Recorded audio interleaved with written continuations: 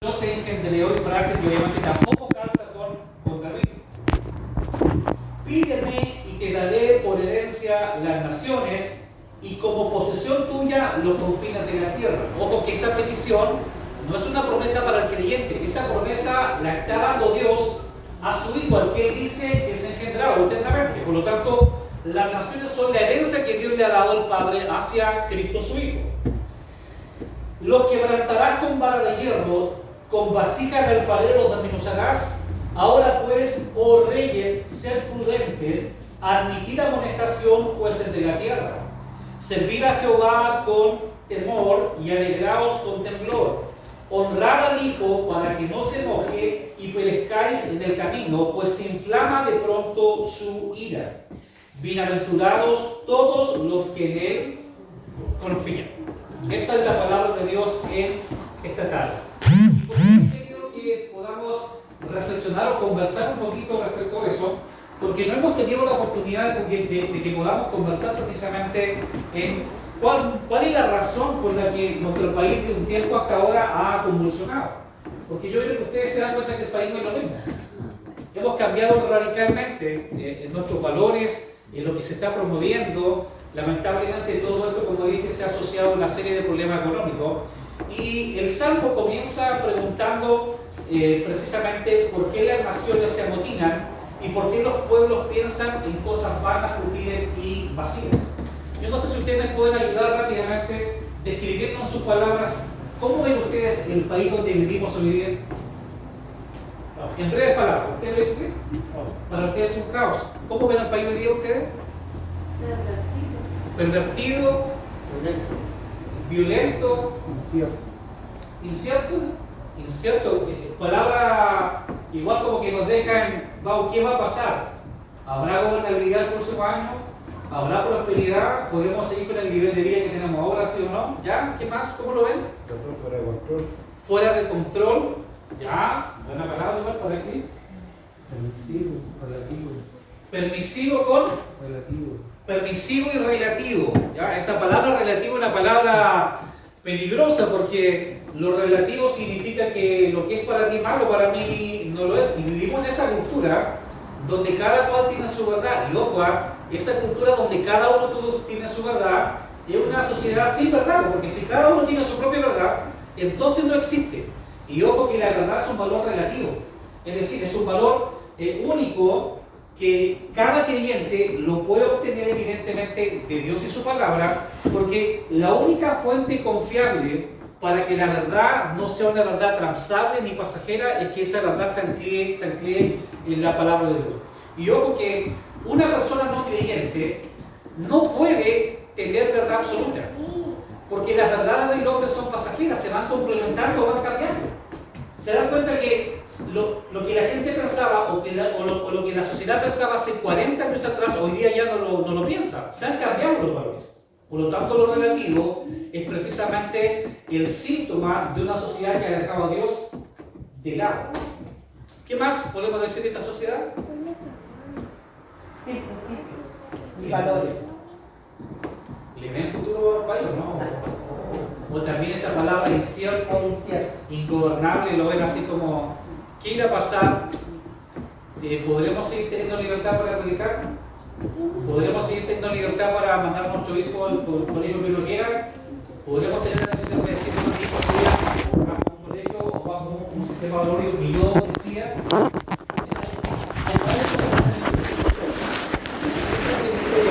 La libertad de la iglesia evangélica para seguir pregonando la palabra como lo estamos haciendo hasta el día de hoy. Por lo tanto, comencemos con la frase ¿por qué se amotinan las gentes?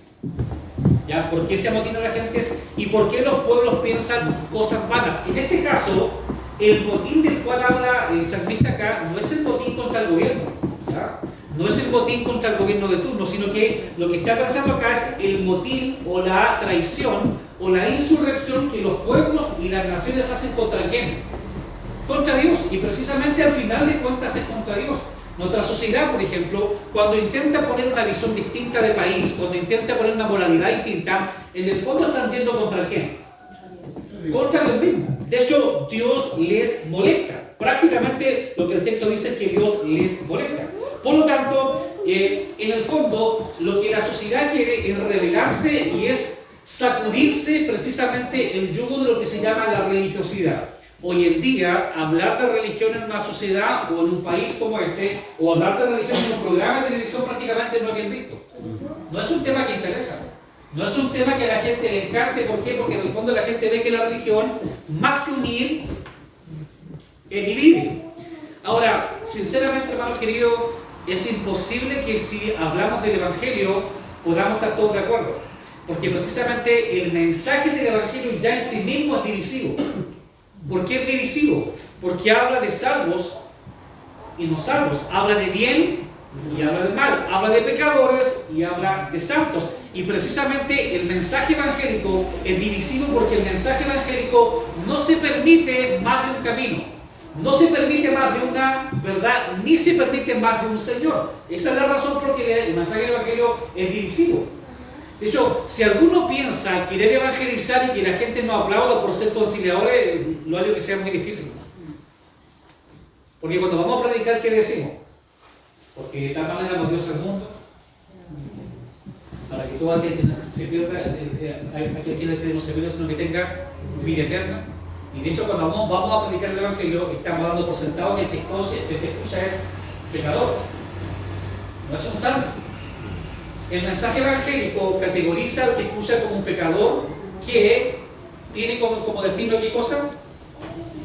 El infierno, que la ira de Dios está sobre él y que para poder salir de ese estado necesita que Dios intervenga en favor de él. Por lo tanto, se dan cuenta que la sociedad se amotina y se rebela contra Dios. De hecho, la forma como Chile quiere comenzar a vivir es una forma que prácticamente no está de acuerdo a esos valores que los padres nos han enseñado.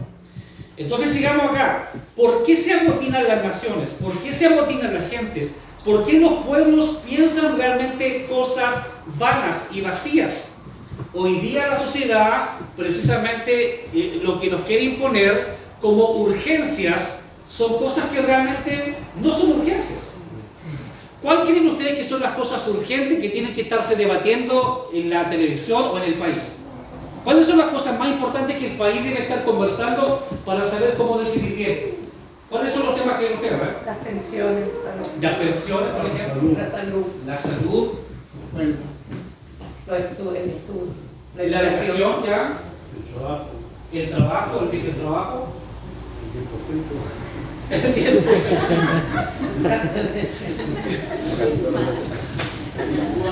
Parece que no quiere salir, parece que el cuarto retiro no quiere salir.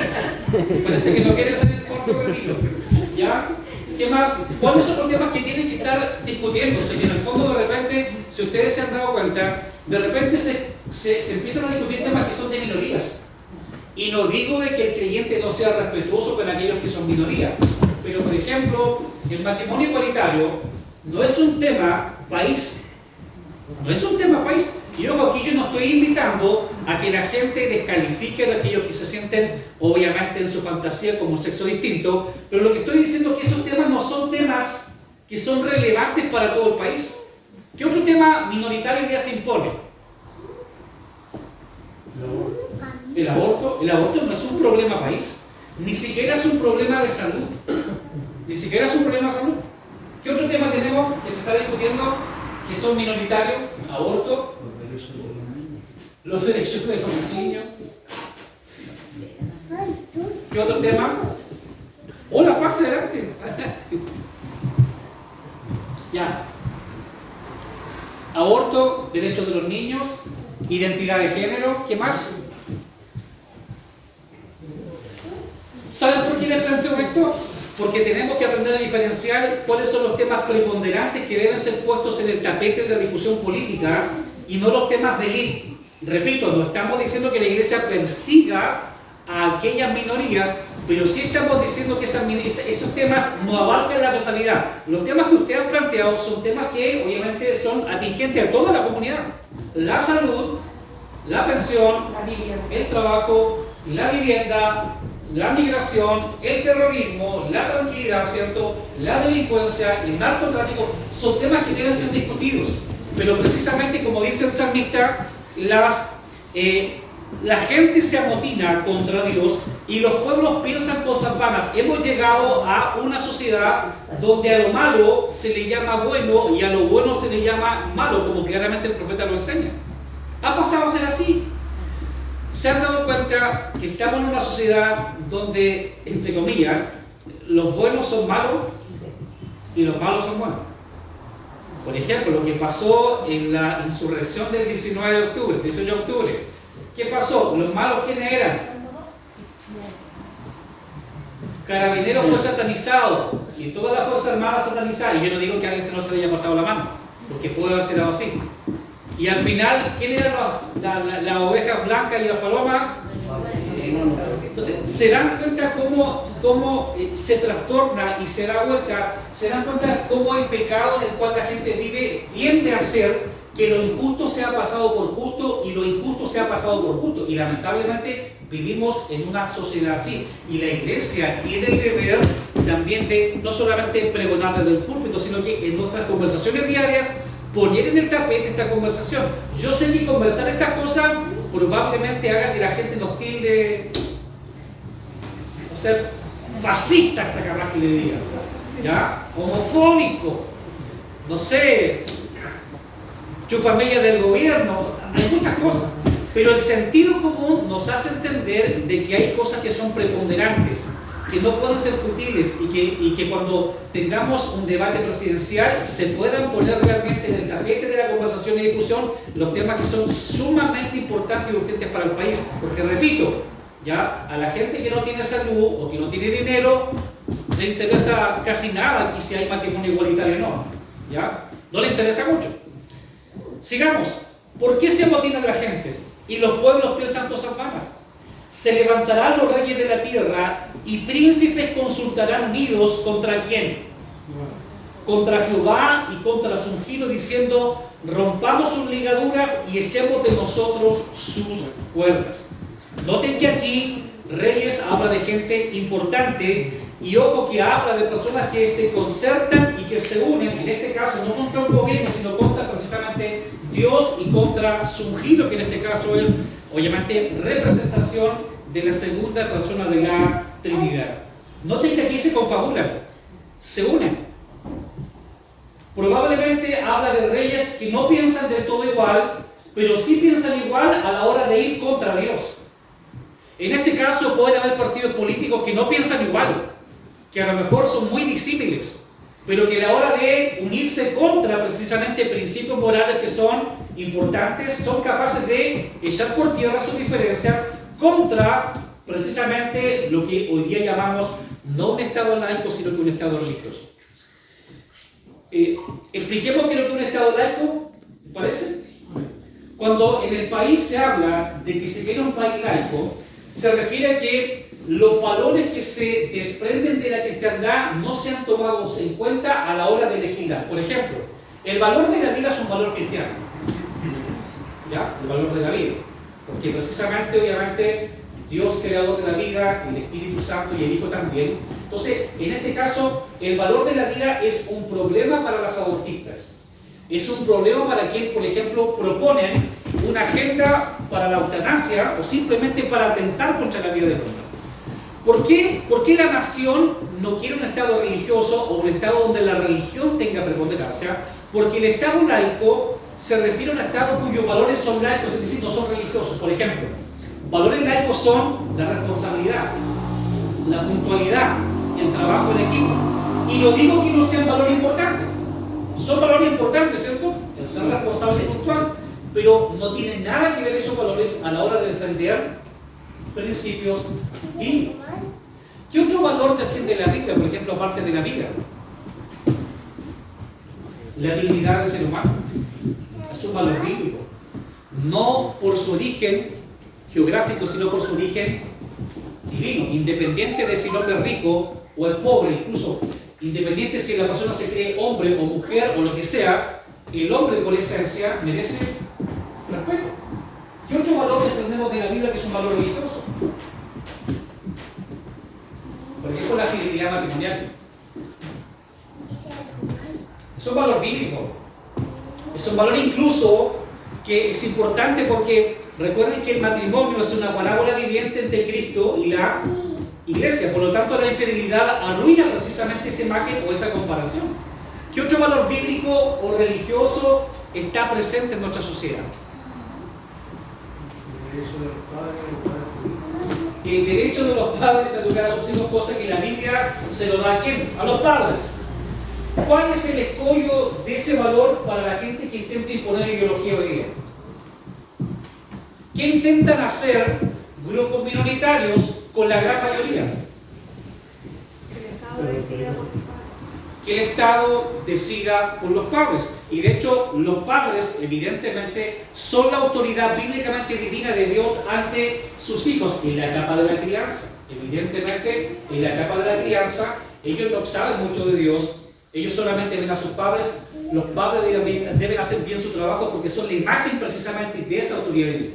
Entonces, como la Biblia apoya la autoridad de los padres, principalmente de ellos, ese valor le molesta a la sociedad porque una minoría quiere imponer evidentemente una agenda no bíblica sobre nuestros hijos. ¿Por qué sobre los hijos y no sobre la gente adulta? Porque la gente adulta ya tiene su criterio, tiene su formación. En cambio, los niños están en la etapa de aprendizaje y de formación. Recuerden que en el colegio lo que la profesora dice, eso es, para los niños eso es ley. Si la profesora le enseñó a sumar de esta forma, vaya usted a enseñarle de esta forma a la casa y dice, no, porque la tía dice que es así, punto. Entonces, es cosa que uno note cómo se intenta hoy día ideologizar y obviamente invadir la mente incluso de nuestros hijos, ya ni siquiera desde la básica, sino que desde los jardines infantiles. Esa es la razón por la que se amotinan. Entonces, en este caso y bíblicamente, la rebelión del hombre no es precisamente contra un movimiento político. Puede que sea así humanamente, pero finalmente detrás del hombre hay obviamente una energía maligna dominante, que ustedes saben quién es Satanás. El diablo siempre está detrás de toda doctrina herética y detrás de todo movimiento que atenta contra Dios y contra su palabra. Por lo tanto, ¿le interesa al diablo tergiversar la mente de los niños? Obviamente. ¿Le interesa tergiversar la mente de los adolescentes? Obviamente que sí. ¿Le interesa que ellos entren en una etapa donde no saben qué es lo que son, hombre o mujer, y que ellos decidan?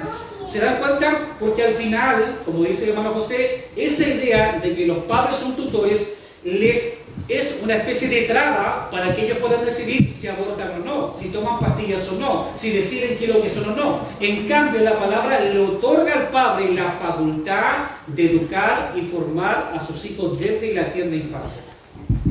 La sociedad está rebelada contra Dios, y a lo mejor la gente dirá, no, si no es contra Dios, pero finalmente es contra Dios. Finalmente decimos, ¿quién creó el cielo y la tierra? Dios. ¿Quién creó el planeta? Dios. ¿Quién creó al hombre y la mujer? Dios. Es decir, Dios crea y Dios impone su normativa. Quiera cumplirla o no quiera cumplirla el hombre, Dios establece su ley. Y aquí su rebelión es contra Jehová y contra su ungido. ¿Por qué los hombres hoy día creen tanta mentira? ¿Por qué una persona puede creer, escucha muy bien, universitario o no universitario, por qué alguien cree que matando a su hijo es su derecho? ¿Por qué alguien piensa que mirándose al espejo no es lo que realmente yo quiero ser? ¿Por qué una persona piensa que matar a una persona enferma es lo mejor? ¿Cómo la gente puede creer esa mentira? ¿Cómo podemos responder a eso? ¿Cómo el hombre llega a entender eso, a comprender eso o mal comprenderlo? ¿Y cómo llega a validar esa información? ¿Qué pasa con esa persona sin Cristo? ¿Cuál es su estado? Su mente, dice Pablo, está entenebrecida, su conciencia está cauterizada, está muerto espiritualmente. Es decir, el hombre por naturaleza viene a este mundo muerto en delitos y pecados. Lamentablemente, el hombre carece de la vida para entender las cosas espirituales. No importa si el hombre estudia muchísimo educacionalmente o académicamente. Pero lamentablemente su palabra y la vida espiritual no se pueden comprender a menos que el Espíritu Santo ejerza una obra de regeneración llamada nuevo nacimiento. Es imposible. Es por eso que vemos mentes geniales, pero realmente geniales en televisión, hablando estupideces. Y ojo, no porque alguien tenga un doctorado, tiene la razón. Alguien puede tener un doctorado por hablar pura estupidez en la televisión, y aún así una persona que no tiene tanto conocimiento académico, pero sí conoce a Dios y ama su palabra, tiene más sentido común que esa otra persona. La diferencia, hermanos queridos, ¿saben cuál es? Dios nos despertó de la muerte, o nos levantó de la muerte espiritual. Por eso Pablo dice en 1 Corintios que el hombre natural, ¿qué es lo que no puede comprender? El hombre natural no puede comprender las cosas que son del espíritu, ni puede comprender las cosas espirituales. Él tiene inteligencia, él podría tener inteligencia para leer toda la Biblia, recitarla de memoria, hacer un examen, pero no comprende, ni asimila, ni esas verdades capturan su corazón porque está muerto. Se necesita la obra del Espíritu Santo. Y miren lo que dice además. Dice, rompamos sus ligaduras y echemos de nosotros sus cuerdas. Es decir, el mundo que se amotina ve la ley de Dios ¿cómo? ¿Cómo la ve? Si dice, rompamos sus ligaduras o sus amarras, ¿cómo ven el mundo la ley divina? ¿O cómo ve la Biblia? ¿Cómo ve a lo evangélico? Este es un salmo. Este es un salmo que habla de la rebelión inicialmente contra el Rey Eterno, contra Cristo. ¿Saben cómo ve la Biblia el no creyente? Por ejemplo, cuando un papá está criando y los hijos le piden permiso por cualquier cosa y usted empieza a decir esto aquí, esto allá, ellos ven la iglesia, o ven a Dios, o ven la Biblia como una cadena, como una amarra, como una ligadura. Y lo que está diciendo acá, que los pueblos se amotinan, se confabulan, porque precisamente ellos ven lo que Dios establece como una amarra o como una ligadura que les quita la diversión o que les quita vivir la vida. Entonces, ¿qué es lo que pasa? Ven el matrimonio como ¿qué cosa? Como una imposición religiosa. ¿Qué ha pasado estos días? Por ejemplo, el mismo presidente Piñera, que había inicialmente dicho que él no estaba de acuerdo con los matrimonios igualitarios, él mismo depuso su urgencia. Entonces el matrimonio es una amarra que para el mundo permite de que no haya otras expresiones de amor. Ojo, miren qué lindo el lenguaje, porque el lenguaje es muy lindo que usar. El amor no tiene identidad, el amor no tiene género, el amor tiene múltiples expresiones. Eso suena lindo, pero se puede llevar a que alguien ame a su perro, y ojo, que no es muy echando un chile en todo caso. Hay gente que ama más al perro que a su propio hijo. Hay gente que prefiere tener hijo hoy día, no tener hijo y tener gato, porque ya mantiene menos problemas. En eso nos estamos convirtiendo. El matrimonio es un problema, la familia es un problema, el orden natural es un problema, a fin de cuentas la ley moral de Dios es un problema para la gente. Porque la gente quiere vivir su vida como le da la gana. Incluso hay gente que diciendo, y digo entre comillas, diciendo que son creyentes, ven a la iglesia, pero sus vidas morales las viven al margen de la palabra de Dios.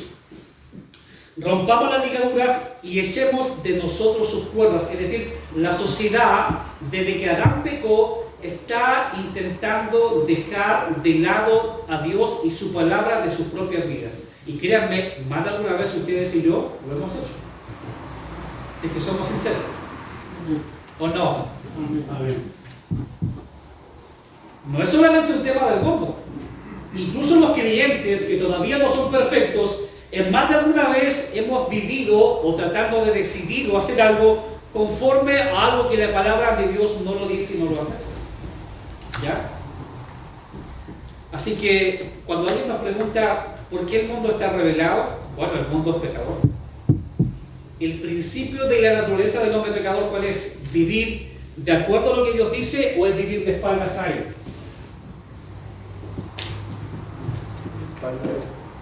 El mundo vive de espaldas a Dios. ¿Le ha tocado predicar últimamente a usted a alguien? ¿Alguien le ha hablado de Cristo? Después de la pandemia y todo esto. ¿Qué respuesta ha recibido?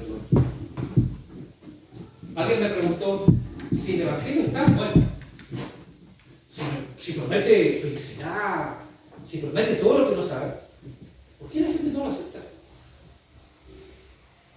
¿Por qué si el Evangelio promete un buen matrimonio, mejorar la vida moral, mejorar la vida económica para algunos, si el Evangelio promete evidentemente que la vida va a ser mucho mejor, entonces ¿por porque los grandes intelectuales no lo aceptan. No quieren cambiar su estilo de vida. Ya, ¿no quieren cambiar su estilo de vida? Prefieren vivir la mentira.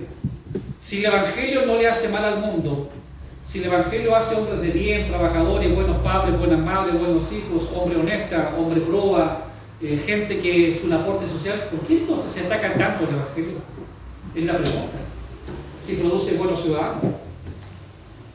Las restricciones. ¿Cómo? Hay muchas restricciones que le van a requerir para ellos.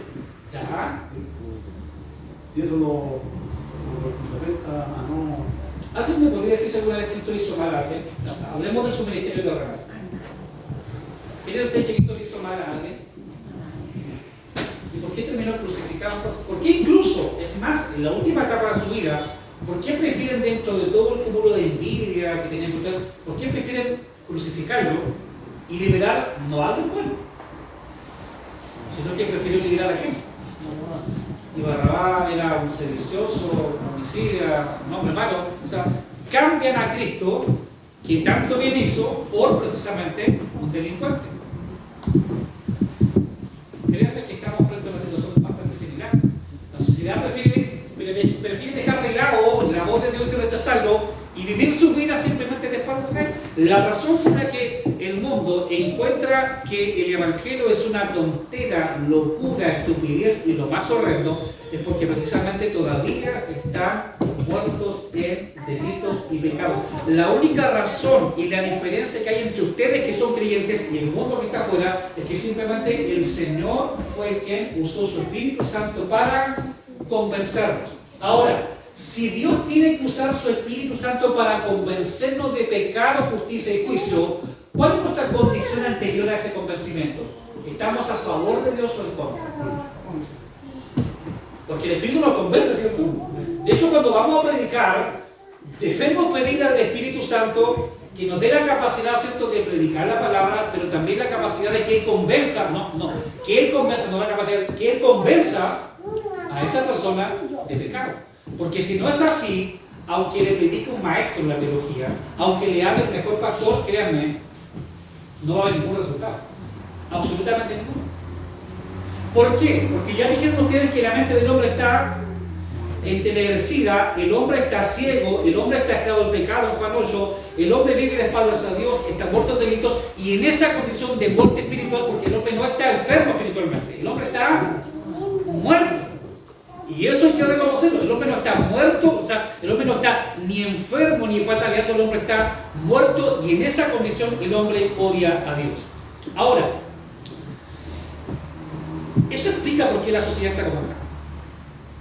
Vive de espaldas a Dios, no hay regeneración en ellos odian directa o indirectamente a Dios o solapadamente lo odian.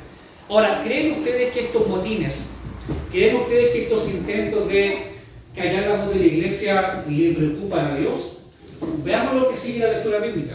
Alguien que me ayude con la lectura del verso 4 al 6, a ver.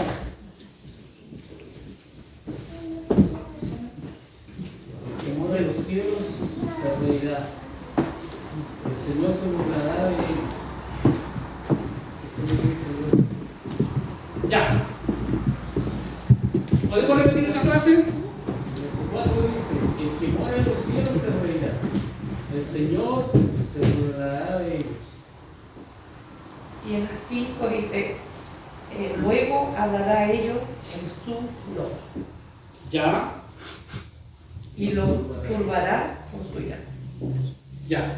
Miren la reacción de Dios. Ya, fíjense que el hombre está preocupado de hacer guerra contra él, de sacarlo de la ecuación, de sacarlo del panorama.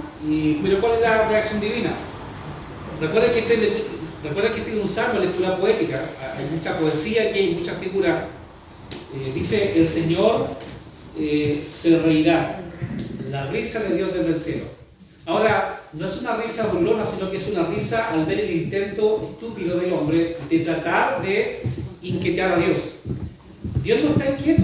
Créanme que lo que ha pasado evidentemente nos preocupa. A mí me preocupa, sinceramente, y no puedo ocultarlo, pero a Dios no le inquieta, porque precisamente el Dios soberano que conoce todas las cosas, incluso ya sabe esta rebelión antes que ocurra.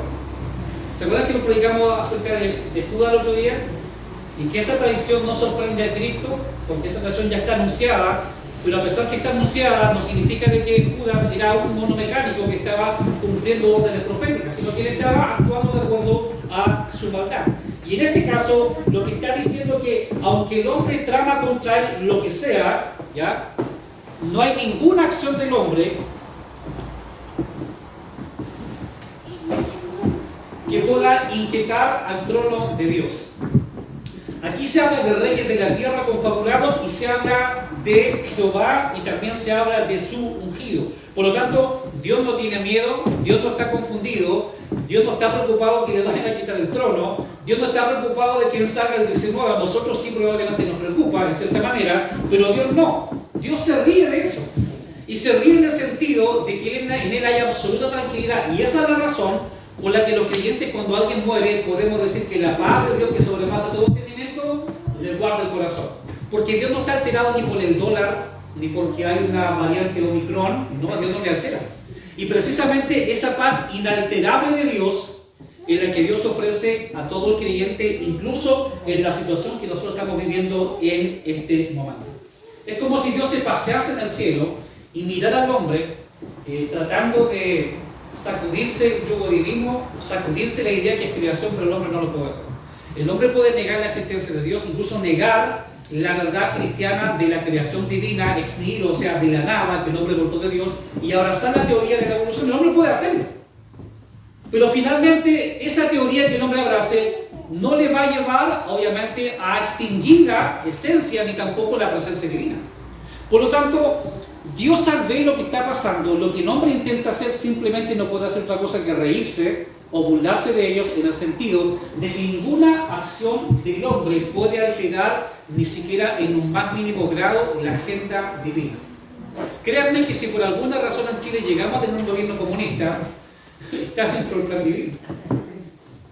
Ahora, Dios va a tomar cualquier medio para realizar aquello. Dios va a tomar cualquier medio. Incluso va a tomar la votación de la gente, buena o mala, pero lo va a hacer. Como también puede darse lo contrario, otro tipo de gobierno, pero todo finalmente se va a dar dentro de lo que es la soberanía del Señor. Ahora, qué bueno que dice esto el Salmo. Porque este rey que está aquí no es David, sino que es Cristo. Y obviamente es un salmo futurista, un salmo mesiánico, que habla precisamente de que no hay nada que pueda alterar al gobierno divino, no hay nada que pueda alterar a Dios, no hay nada que cambie ni adelante ni retrase el plan de Dios para nuestra sociedad. Luego dice el salmista, luego hablará a ellos en su furor y los turbará con su ira, pero yo he puesto mi rey sobre Sión, mi santo monte. Aún así, a pesar que el hombre se rebela contra Dios, Dios en su furor ha decidido hablarle a ellos. Hermanos amados, este salmo igual nos habla de la misericordia divina. ¿Creen ustedes de que esas personas que se han rebelado a la sociedad contra el Señor no necesitan escuchar al menos la idea o el mensaje del Evangelio? Esa gente que quemó Chile, que apedrea, que hace violencia, los que se burlan de aquellos que pensamos sobre la vida, que pensamos que la sociedad debe ser moralmente justa, moralmente buena, que a pesar que se burlan, ¿creen ustedes que no necesitan igual recibir la palabra del Evangelio? Lo necesitan. Ahora, cada uno de ustedes es responsable en su lugar de trabajo o donde quiera que esté de pregonar el Evangelio en la condición en que estamos hoy día. No importa si la gente se burla, porque conmigo lo han hecho ya. Pero no hay otra opción. Si el cambio del país no viene ni con Kass ni con Boric, ¿ya? El malo va a seguir siendo malo igual. Aquí es la quebrada de aquí. Pero si el mensaje del Evangelio puede transformar a alguien que ha sido violento en la calle en un hijo del Señor. A alguien que ha robado, a alguien que saqueó, lo puede transformar en hijo de Dios. Es el único mensaje, no hay otro. Y el cristiano no puede cambiar la esencia del Evangelio ofreciendo lo que el Evangelio nunca ha ofrecido. Porque el Evangelio no ofrece, por ejemplo, ¿qué no ofrece el Evangelio? ¿O qué no garantiza? No garantiza absoluta paz para el creyente aquí. No garantiza absoluta salud aquí. No garantiza que todo el tiempo podemos tener todo el dinero que queramos acá. ¿Qué más nos garantiza? No garantiza también felicidad aquí en la tierra. Y no digo que el cliente se lo pasa en derrota, no. Pero la felicidad como el mundo la concibe, no está garantizada aquí. ¿Qué más nos garantiza el Evangelio o la prédica del Evangelio? Que nunca nos vamos a tener problemas. Ahora, ¿los creyentes son bendecidos por Dios? Sí. ¿Tienen familias relativamente estables y buenas? Sí. ¿Gozan del cuidado del Señor? Sí. Pero ustedes también han tenido dificultades y problemas, y les ha faltado dinero, y hemos tenido dificultades. Por lo tanto, Dios no ha garantizado esa felicidad aquí, y por eso al final, a pesar de que Dios al hombre le habla, dice: pero yo, a pesar de la rebelión, a pesar de que el hombre quiere desplazar a Dios y su ungido, pero yo he puesto mi rey sobre Sion, mi santo nombre. Aunque el hombre quiera sacudirse a Dios y a su Hijo, y probablemente castigar y perseguir a todo aquel que se vincula con Cristo, lamentablemente Dios el Padre ha decidido entronar a su Hijo, y esa verdad no se puede cambiar. Cristo gobernará, quiera el hombre o no lo quiera. ¿Alguien me puede ayudar con el verso número 7 y 9, por favor? Yo publicaré el decreto, Jehová me ha dicho, mi hijo eres tú. ¿Ya? Yo engendré hoy, pídeme, y te daré por herencia a las naciones, y como posesión tuya los confines de la tierra, los que plantarás con vara de hierro, como vasija de alfarero los desmenuzarás. Ya. Wow, como que parecen medio complejos los textos, pero fíjense que ahí está hablando del mismo hijo que dijo delante, ¿cierto? Él pondrá su rey sobre Sion, y fíjese que ese rey no calza ni con Saúl, ni con David, ni con Josafat, que reyes que fueron relativamente buenos. No calza con ninguno, porque precisamente este salmo apunta a un rey superior, a alguien que realmente descendería de David. Y aquí se dice lo siguiente: mi hijo eres tú, yo te engendré hoy. Palabra que algunos piensan que habla de que Dios tiene una diosa y que lo engendró, pero esa palabra engendrar significa que hay una relación eterna. De hecho, dentro de la teología se dice que el Hijo es eternamente engendrado por el Padre, para dar a entender que antes que el mundo fuera creado ya había una relación especial en el consejo trinitario entre el Padre, el Hijo y el Espíritu Santo.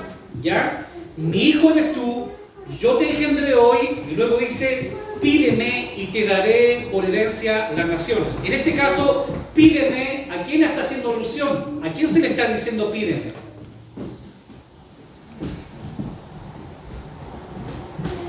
De hecho, al Hijo. El Hijo pide al Padre. Y fíjense que el Padre le da en herencia, ¿qué cosa? Las naciones. ¿Se recuerdan que hace un tiempo hablamos en la prédica del libro de Juan? En Juan 17 el Señor dice: yo no oro por el mundo, sino que oro por lo que del mundo tú me has dado. ¿Me acompañan a Juan 17? A ver, para que lo vean. Todo el mundo es del Señor, eso es verdad. Por creación todo le pertenece a Dios. Pero Dios no tiene comunión con todo el mundo, ¿o sí? No.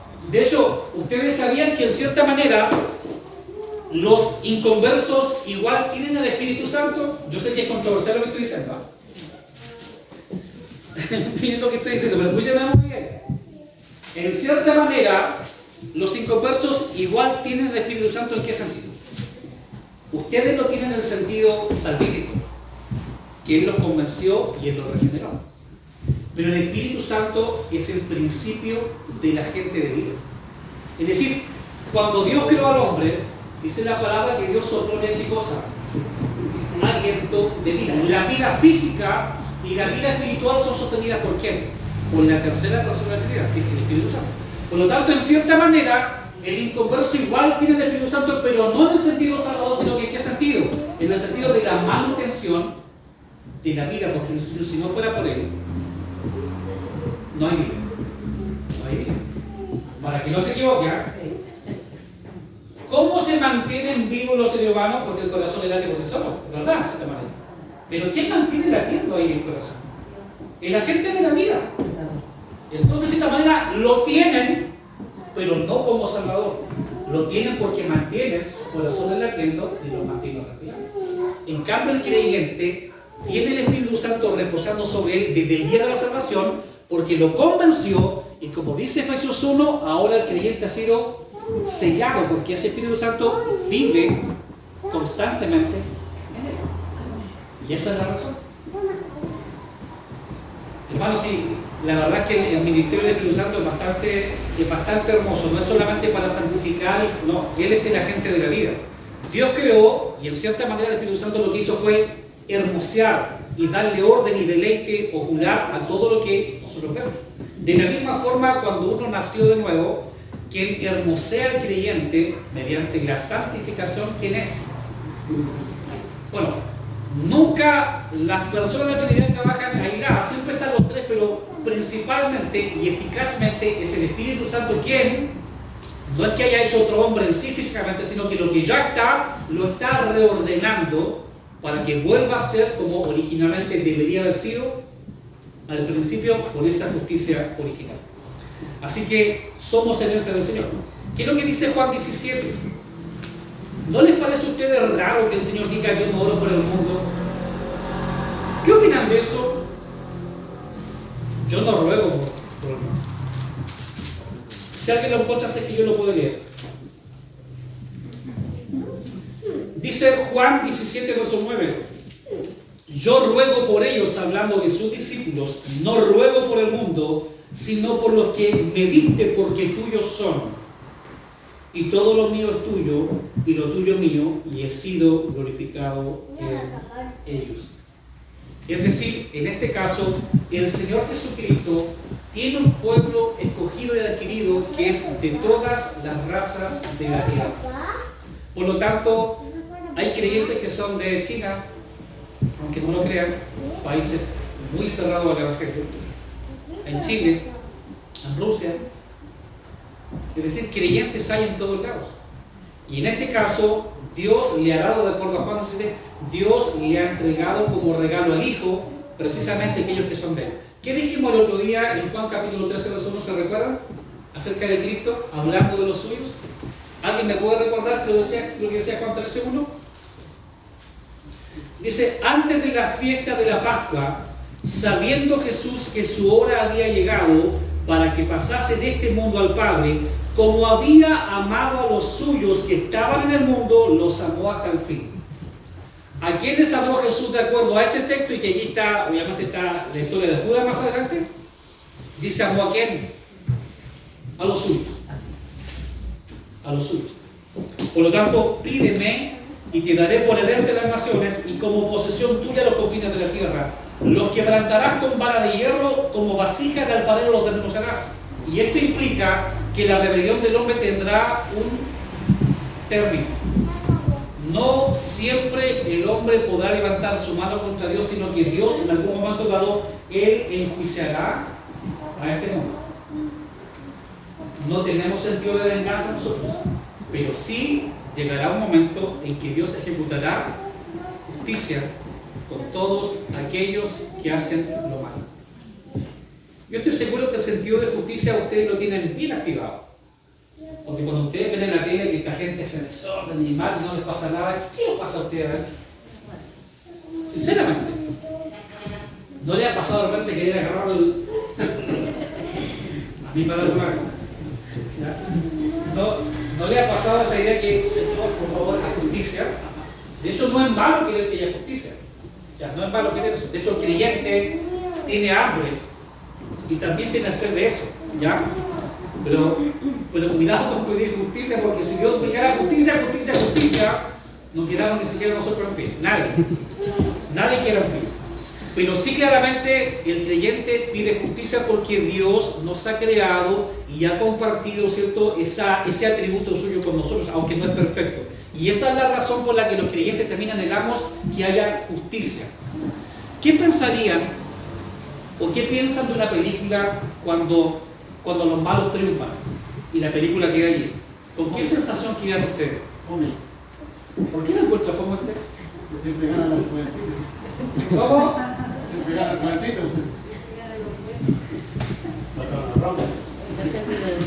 O sea, si Rambo muere, Pero se han fijado que cuando el bueno de la película está sufriendo, como que uno está anhelando que llegue el momento cuando, no sé, ¿cierto? Cuando lleguen los buenos. Y cuando llegan los buenos, sinceramente, ¿cómo se hacen ustedes cuando llega el bueno? La gente defiende el barrio, y como que uno se mete en la película como que uno también le daría. Miren, el sentido de justicia está muy internalizado, ¿ya? Porque la idea de que lo malo es castigado y lo bueno retribuido es un tema que está incluso, no en nosotros los romanos, está también en el mundo. Por eso Pablo dice en Romanos que los creyentes, o sea, los no creyentes, incluso ellos tienen escrito en sus corazones lo que se llama la obra de la ley. No la ley en sí, sino que la obra de la ley. ¿Cuál es la obra de la ley? Que lo malo es castigado y lo bueno es retribuido. El mundo lo sabe. El mundo no creyente lo sabe. En cambio, el creyente tiene la ley de Dios ahora ¿dónde? En ese nuevo corazón, como es realmente la promesa de la antigua tierra.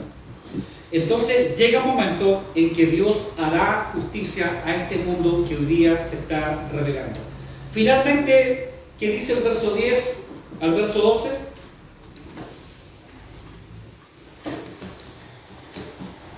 Ahora pues, oh reyes, ser prudentes, admitir administración, jueces de la tierra, servir a Jehová con temor y alegraos con temor. ¿Ya? Sí, sí. Dice, honrad al Hijo para que no se enoje y perezcáis en el camino, pues se inflama de pronto su ira. Bienaventurados son los que en él confían. Noten el llamado que se le hace a los reyes. ¿Qué llamado se le hace a los reyes aquí? Y aquí hablamos de los líderes, hablamos de líderes. Se hace un llamado a la prudencia. Se hace un llamado a los jueces de la tierra a que precisamente actúen con justicia, cosa que no puede hacer el hombre no creyente. Ahora, noten lo siguiente. Los creyentes tenemos sentido de justicia, pero también debemos reconocer que el Espíritu Santo actúa en los no creyentes con lo que se llama gracia común o gracia universal. Porque de alguna forma, este planeta podría ser más malo de lo que es, pero el Espíritu Santo actúa como un freno en los no creyentes.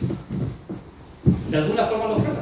Y ese freno que el Espíritu Santo pone en los malos hace que al menos en un mundo pecaminoso el mundo sea factible de vivir. Pero por otro lado también el Espíritu Santo lo que hace es influir para que la gente no creyente pueda ejecutar ciertas cosas buenas. Aunque no de la forma como requiere Dios, porque todo lo que se hace para Dios debe hacerse con un buen motivo y para su gloria, pero aún hay gente no creyente que puede hacer cosas en sí relativamente buenas para el bienestar de la sociedad. Y esa es la razón por la que, por ejemplo, diputados y senadores que no son creyentes votaron a favor de no aprobar el aborto. Eso no los hace creyentes, pero sí al menos vemos a Dios actuando allí, influyendo en los hombres para que los hombres puedan hacer relativamente cosas que son buenas en la sociedad. Por lo tanto, el llamado aquí es que los líderes y los jueces hagan justicia. Y noten, por el tiempo, noten lo que dice la última línea. Bienaventurados todos los que en Él confían.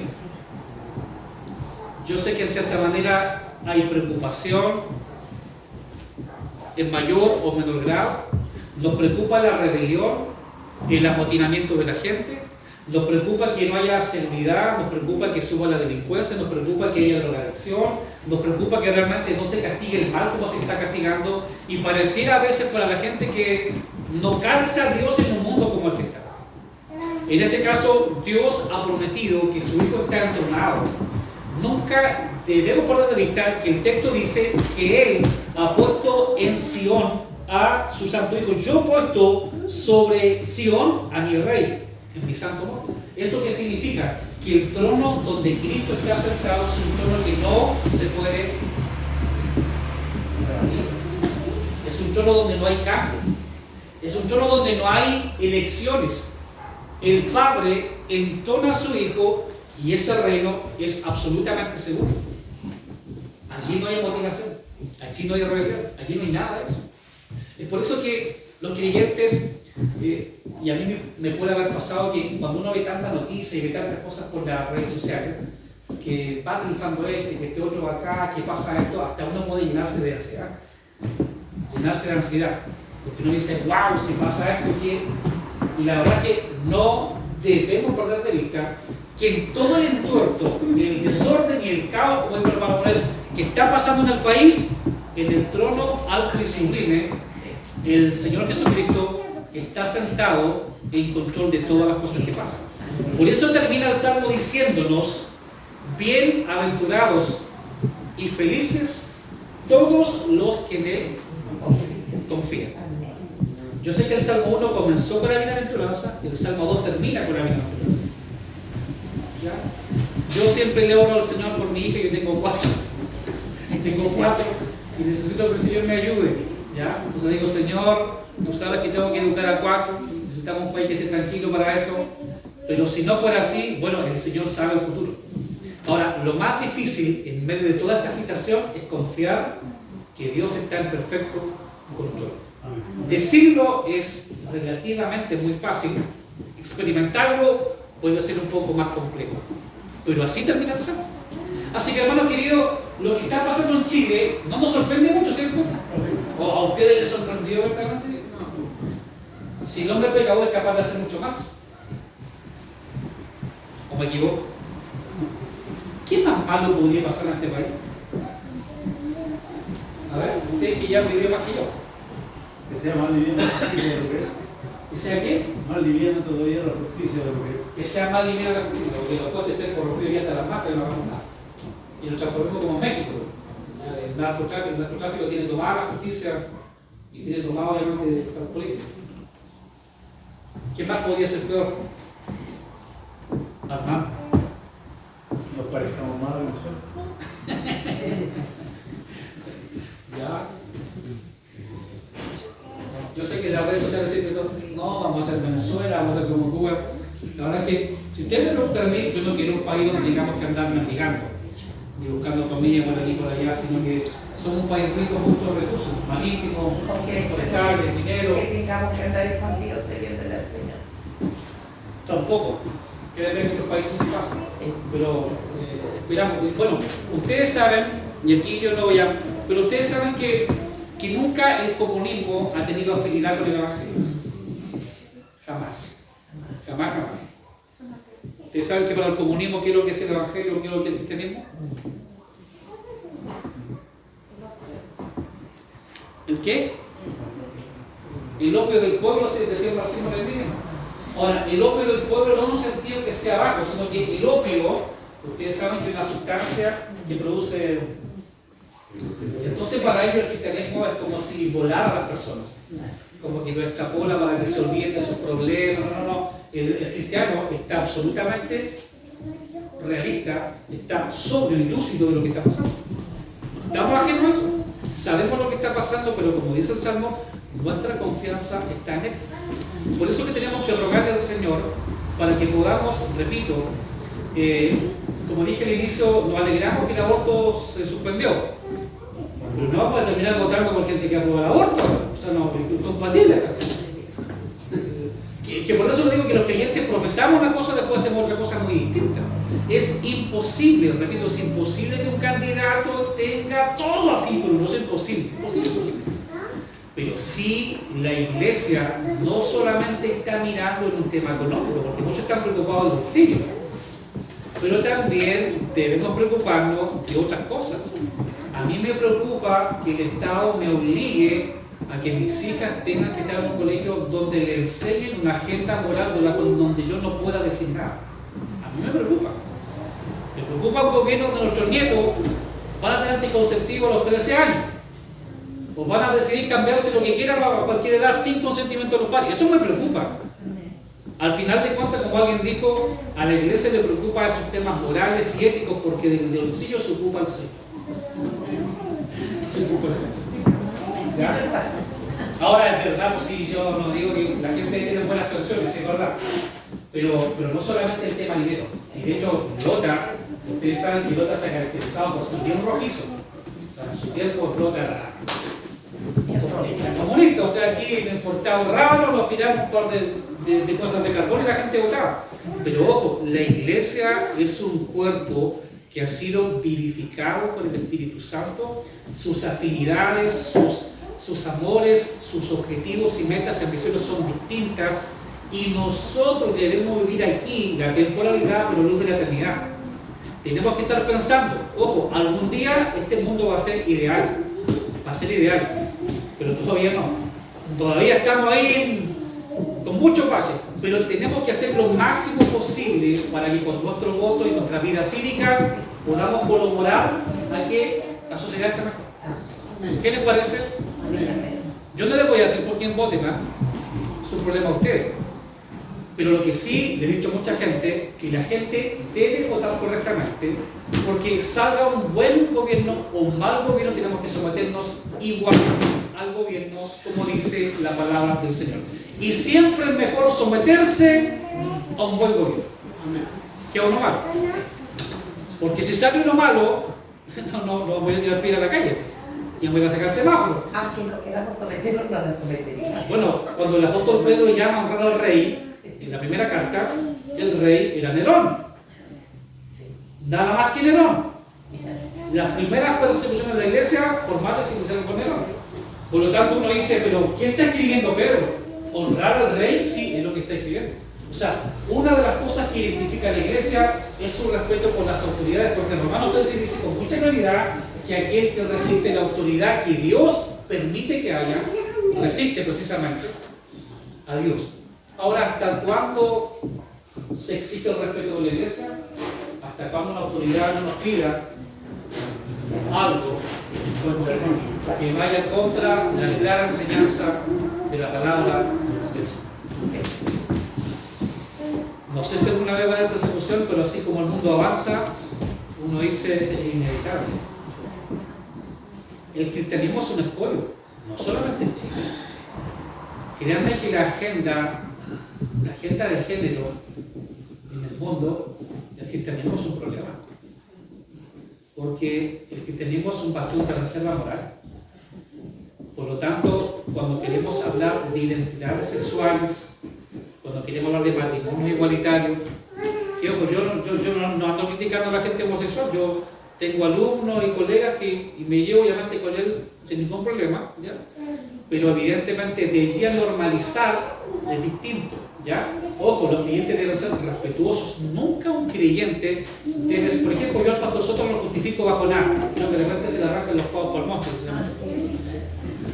porque estoy de acuerdo con su discurso, pero creo que él se olvida que el ser humano es digno de respeto, ¿ya? Entonces, los creyentes, si alguna vez quisiéramos conversar con alguien así, debemos mostrar gracia y debemos mostrar misericordia. Misericordia. La misma misericordia que Dios nos mostró a nosotros.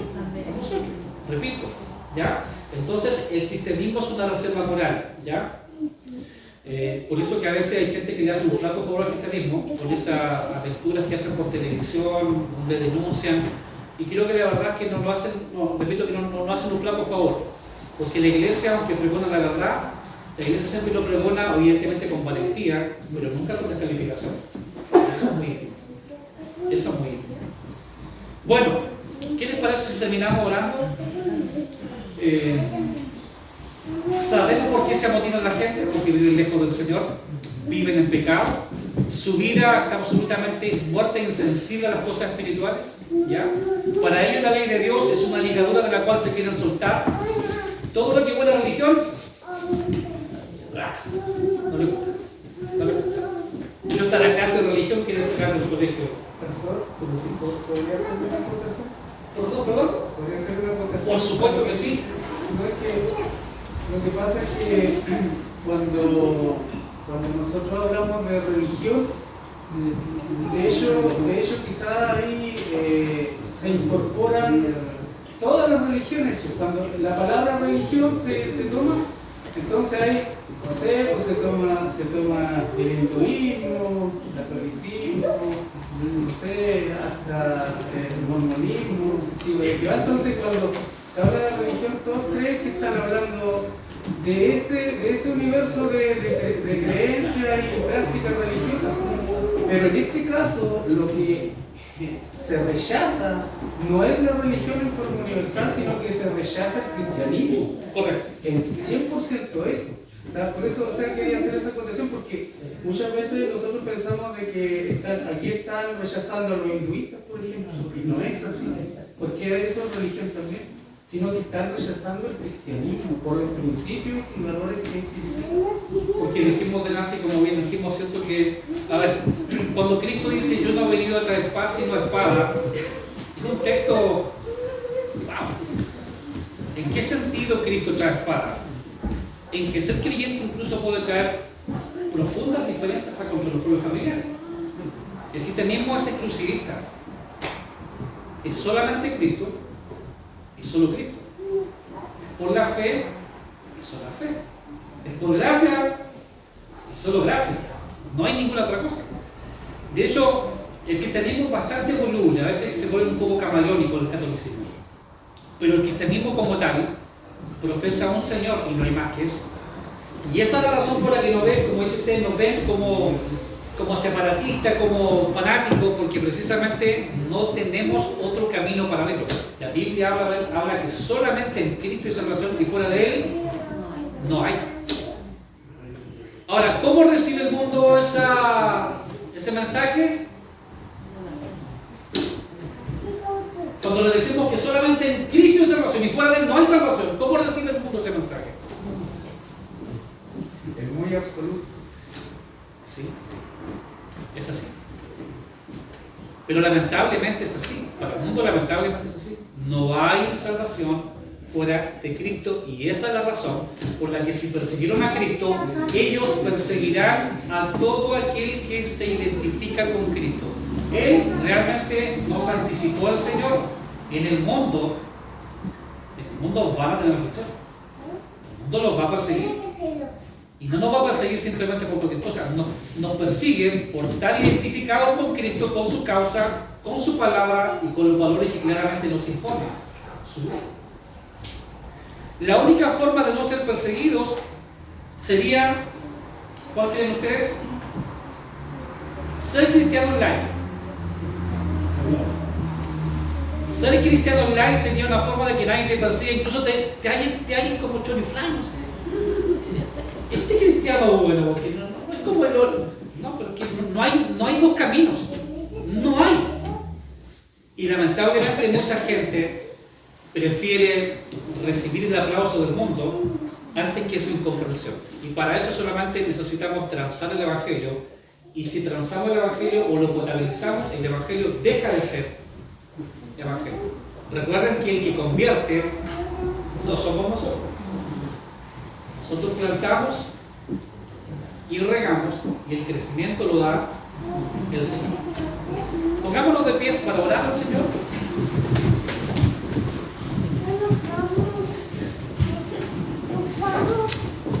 Bueno, hoy día después de tanto tiempo nos volvimos a reunir.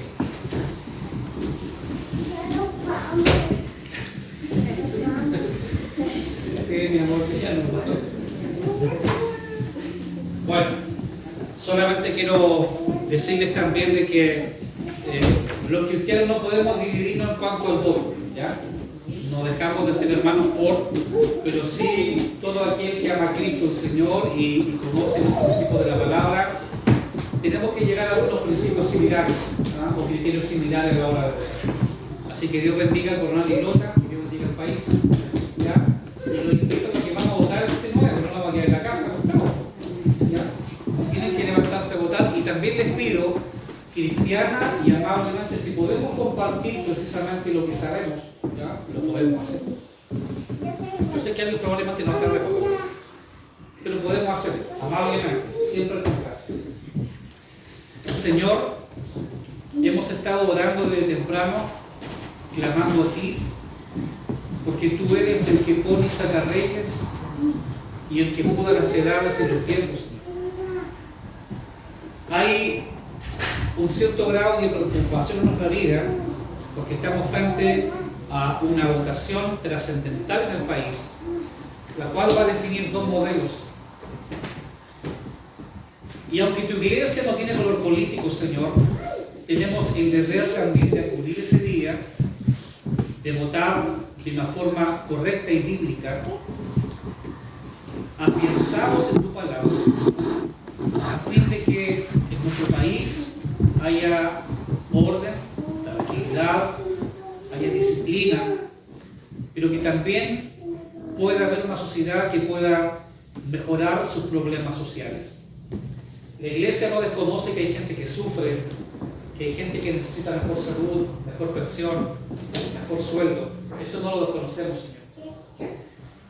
Pero también necesitamos un país donde haya una moralidad que permita vivir de una forma decente y correcta, y donde nuestros hijos no trastoquen sus identidades, y en donde la familia pueda seguir perseverando para el bien también de nuestro tejido social.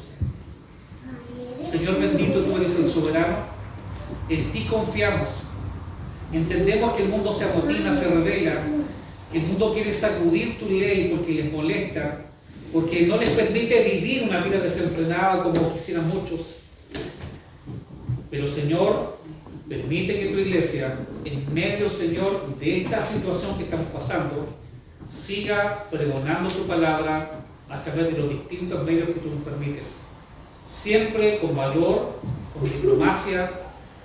Permítenos predicar, Señor, sin el temor a las etiquetas, pero también danos respeto por las personas, porque finalmente todo ser humano es tu creación y merece dignidad. Creemos que solamente el Evangelio es el único poder que transforma la vida humana. No hay terapias, no hay ideologías, solamente es Cristo Jesús el que transforma la vida de los hombres. Permite que cada creyente comparta esta tremenda verdad, de la cual porta tu iglesia. En estas vasijas de barro has puesto un tesoro maravilloso, el tesoro del Evangelio, el cual podemos compartir con los demás. Pedimos perdón por nuestro país, por los males que se están produciendo. Pedimos que uses a tu iglesia para que pueda pregonar tu palabra en cada momento e instancia donde nos lo permita, Señor. Y que lo que pase el 19 de diciembre, comprendamos que es tu perfecta voluntad. Dale valor a tu iglesia para seguir siendo la columna y el baluarte de la verdad. Y que tu iglesia siga siendo la casa de Dios, porque, Señor, esta casa es tuya. Tú habitas aquí y habitas principalmente en nosotros. Gracias, Dios. Estamos en ti confiados, aunque en cierto grado preocupados, pero confiados en que tú cuidarás a tu iglesia y tú nos darás lo suficiente en medio de la crisis de la vida. Gracias, Señor. Gracias por este grupo. Permítenos regresar a nuestra casa tranquilos, con la plena convicción que el Dios a quien adoramos es un Dios de quien todo es por Él y para Él, y que de Él proceden todas las cosas, y a Él sea solamente la gloria, la honra y el poder, hoy y siempre. Amén. Amén. Glorifiquemos a Dios. Gloria a Dios. Gloria a Dios. Gloria a Dios.